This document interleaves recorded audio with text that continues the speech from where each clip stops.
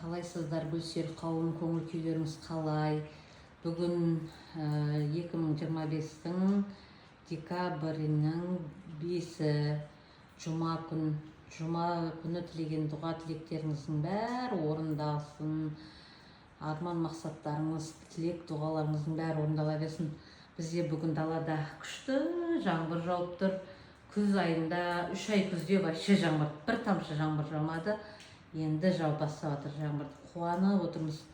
Бұрын осы жаңбыр Құдайдың күні сорғалап тұр дейтін едік. Қазір жауғанына қуанып жатыр, шынымызды айтсақшы.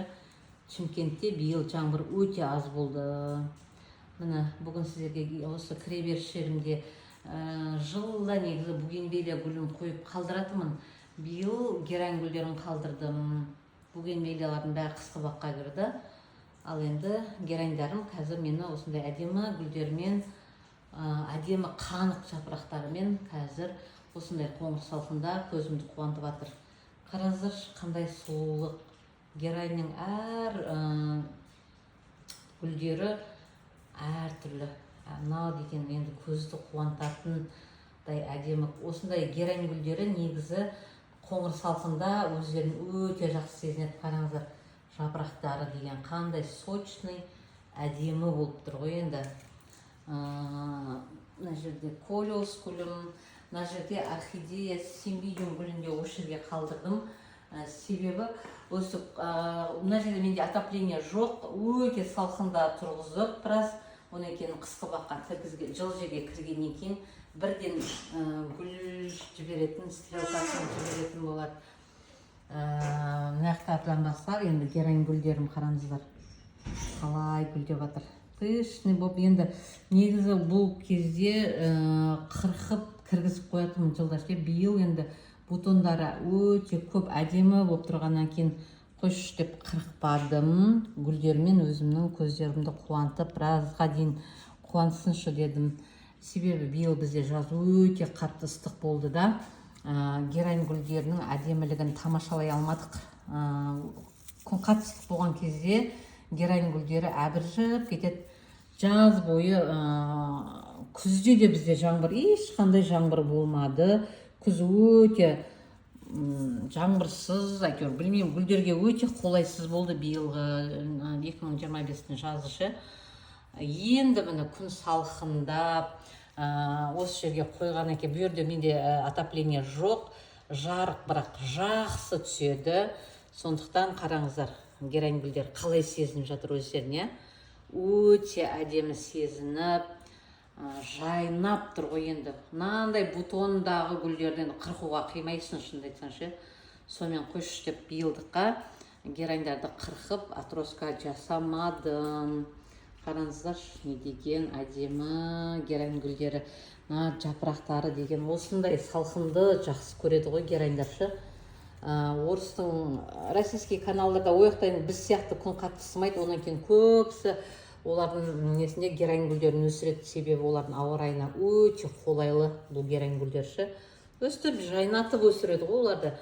Бұрындар мен таңғалатын, неғып біз өсіре алмаймыз деп. Несам, бұның құпиясы сол, күн салқын, қоңыр салқынды жақсы көреді герань гүлдері.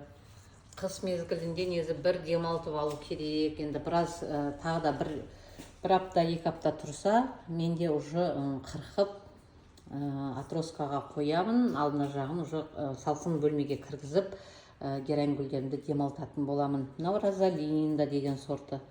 Қараңыздар. Әдемі, өте әдемі. Қоңыр салқында міне жайнап тұр жапырақтары. Мына жазда мысалы мынандай жапырақты, ерте көктемде осындай сочный әдемі болады. Одан кейін жазда мына жапырақтың бәрі сарғайып, албастысы шығады да, күн салқындай келе қайтадан осындай әдемі қалыпқа енетін болады. Мына жерде міне плюшалистный қараңыздар. Қалай ауа райының өзі гүлдерге өте қатты әсер етеді.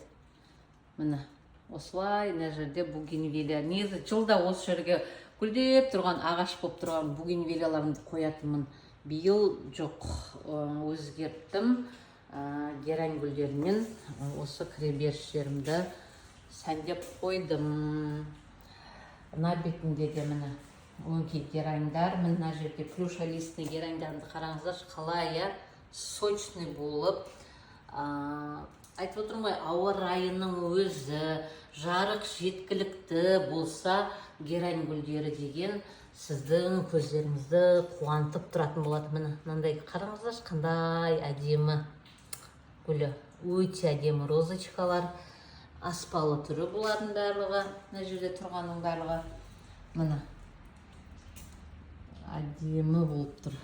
Гүлдері деген енді жаздағыдай болмайды. Гүлдері сочный, қанық, көзіңді қуантатындай әдемі болып тұр. Енді герань гүлдерін бәрінен бұрын мынандай жапырақтарына риза боласың ғой. Күн салқында жапырақ деген жап-жасыл болып.